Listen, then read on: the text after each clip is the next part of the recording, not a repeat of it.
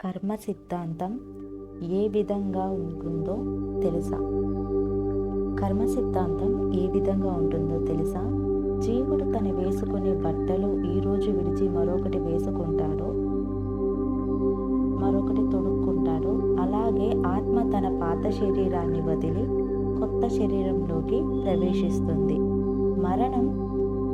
మరణం నుండి ఎవ్వరూ తప్పించుకోలేరు. మరణం కేవలం శరీరానికి మాత్రమే అర్జున. ఆత్మకి మరణం ఉండదు.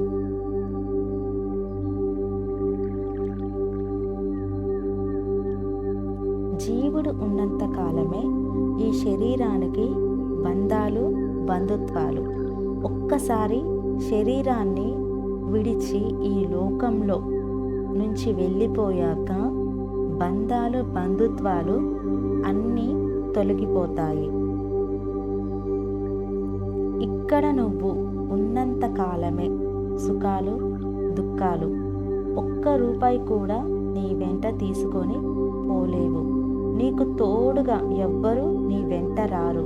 ఒంటరిగా ఈ భూమి మీదకు వచ్చావు. ఒంటరిగానే వెళ్ళిపోతావు.